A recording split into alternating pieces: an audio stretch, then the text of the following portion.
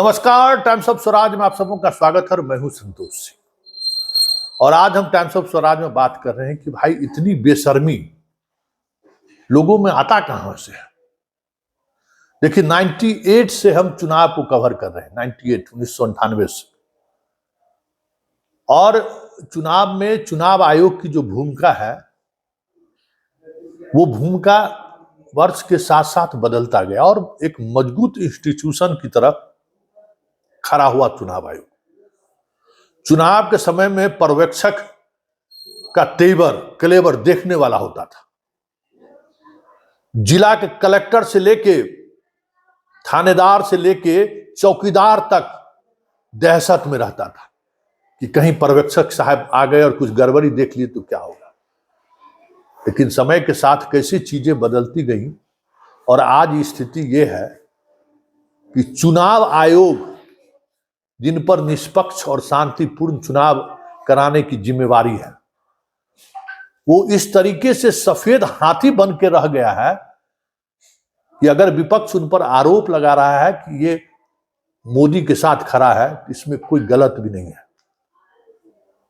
क्योंकि जिस तरीके की घटनाएं घट रही हैं, जिस तरीके से चुनाव आयोग काम कर रहा है, उससे तो ऐसा ही लग रहा है कि चुनाव आयोग सीधे सीधे तौर पर सरकार के साथ खड़ी है, सीधे सीधे तौर पर मोदी के कंट्रोल में है।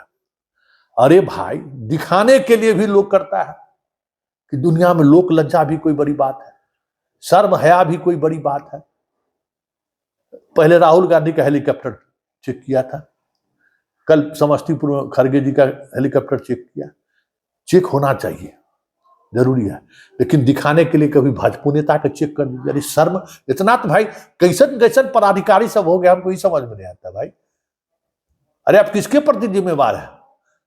आपको प्रधानमंत्री की वफादारी की वजह से आप चुनाव आयुक्त ने देश के गृह सचिव बन जाइए, कुछ भी बन जाइए, लेकिन लौट के तो आना इसी समाज में है।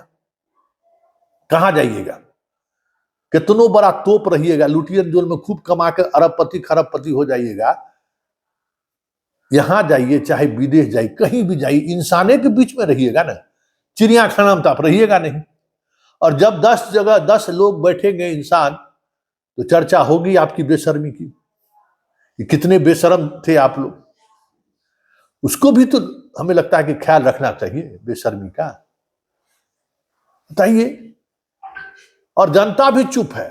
वाह रे वाह, क्या बात है, जनता भी चुप है, आनंद ले रहा है जनता के, ठीक कर रहा है, एकदम बढ़िया है। कांग्रेसिया का चेक कर रहा है, तो आज कांग्रेसिया चेक कर रहा है ना बाबू, कल जो चौकीदार है तोरा घर में घुस के चेक करेगा।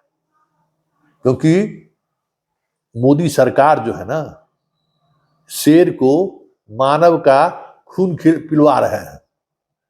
मतलब विपक्ष पर कार्रवाई करो जितना कार्रवाई करना है। अगर ये वाकई में सच है, दिख तो रहा है ऐसा ही, तो फिर उसी एवज पर किसके कांग्रेस और विपक्ष पर करने के बाद किससे करेगा? वो कितना उसको तंग करेगा, उसके तो हम ही आप बचेंगे ना।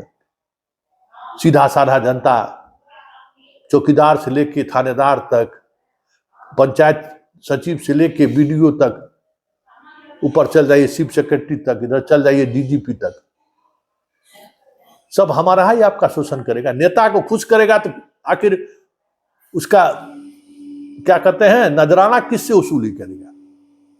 नजराना तो हम ही आपसे शुरू करेगा। विकास के नाम पर हम रही आपके पैसे को लूटेगा, तो नजराना देने के लिए तैयार रहिए।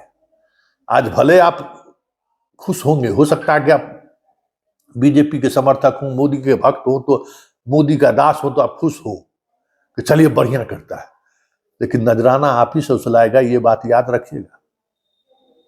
आज पाठक जो है नीतीश कुमार के समर्थक और बीजेपी के समर्थक को छोड़ दे रहा है, नहीं ना छोड़ रहा है, नजराना तो सबसे उछल रहा है ना। है? इस बात को दिमाग में रखिए कि जो सरकार ब्यूरोक्रेसी को मानव का खून पिलाने का काम करता है, वो सरकार कभी आपकी हितैषी नहीं हो सकती है।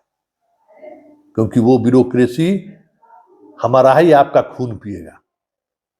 क्योंकि नेता अगर 10 नेता का खून पीने के लिए कहता है उसको और उसको खुश करता है, उसके एवज में वो सारा खून हमारा आपका पिएगा और नेता चुपचाप दिखता रहेगा, क्योंकि नेता को वो इस तरीके से ऑब्लाइज करता है कि कोई विधायक बनता है, कोई सांसद बनता है, कोई मंत्री बनता है, कोई प्रधानमंत्री बनता है।